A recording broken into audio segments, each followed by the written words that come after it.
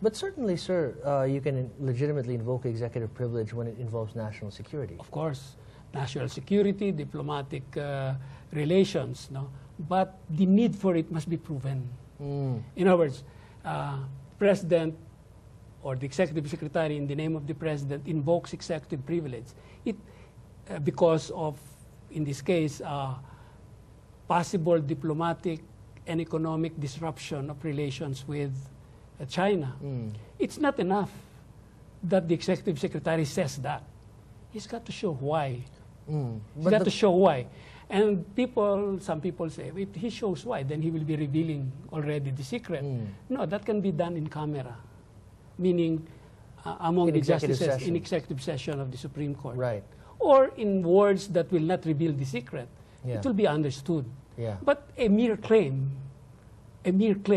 without more cannot be taken to already reverse the rule of transparency. And yet, if I understood your article correctly, that's exactly what the Supreme Court did. That on the face of it, if we say, well, it's a national security issue, and therefore you can't ask about it. On the face of it, that's it. That's it. It's the rule is reversed. In other words, those who are asking for transparency will have to prove why transparency is essential. And there's no way that you can actually question that once it's invoked, based on this ruling? According to the decision of the majority, the Senate failed to show why the answers should be given. In other words, it's the reverse. You see, this was supposedly a conversation between Neri and the president. And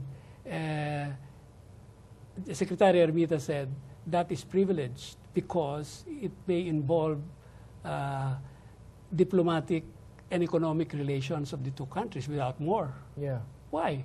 In the first place, the Department of Foreign Affairs was not involved. So what's the diplomatic secret? In the second place, during the oral argument, as reported in the papers, the lawyer of Neri was asked, can you explain to us the diplomatic secret that may be revealed? He said, I cannot fathom it. So he didn't even know what it was, what the secret that he was protecting was. What I'm saying is a mere claim of privilege is not enough.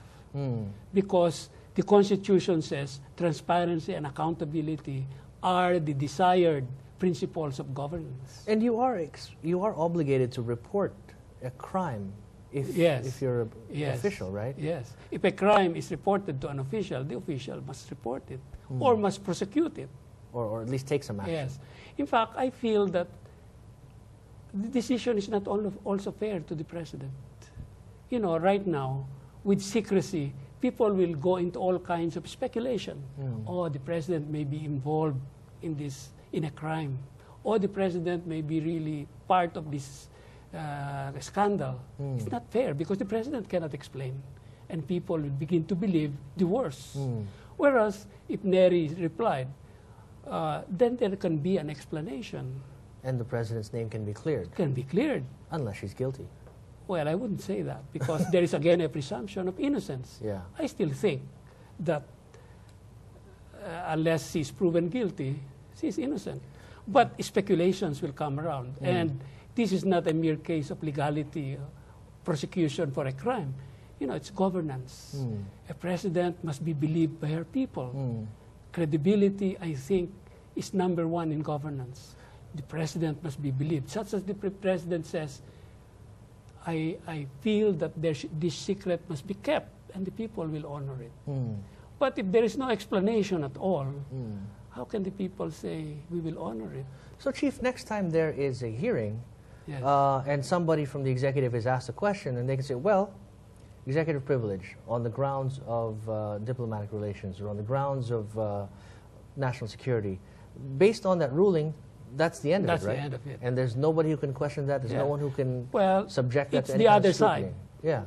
The one who wants transparency, who must prove that the need for transparency. The problem with that is if you don't know why it's secret, how can you show why transparency is needed? And only they know the secret. And prior to this ruling, the burden was on the executive to prove that it was a legitimate invocation of executive. So they did reverse themselves.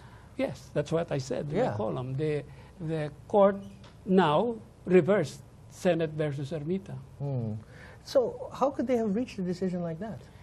Well, that's what we're saying, that the members of the majority are respectfully requested to look at it again.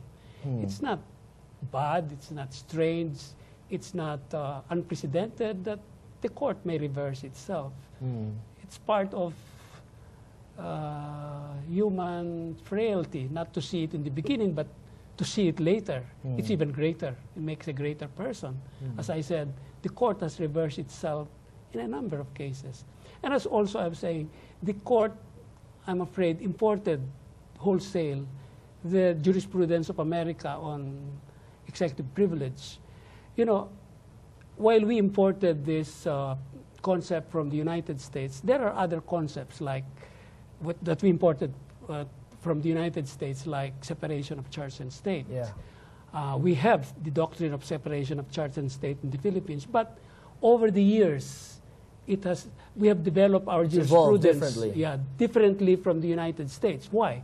Because our Constitution has certain provisions that are not found in the U.S. Constitution. Like explicit references to prayer. Yeah, for instance, the Almighty. Yes. In the Philippines, the Cabinet, Congress, even the Supreme Court prays before starting sessions. That's unheard of in the United States. That would be a constitutional issue in the United States. Oh, very big. The U.S. Supreme Court does not allow prayer even in the classrooms, the public schools.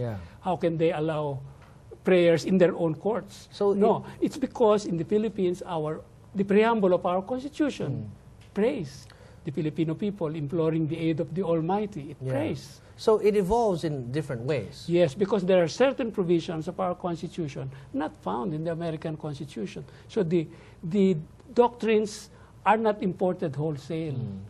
The jurisprudence of the United States cannot be imported wholesale. All right, they have to be attuned to the provisions of our own Constitution.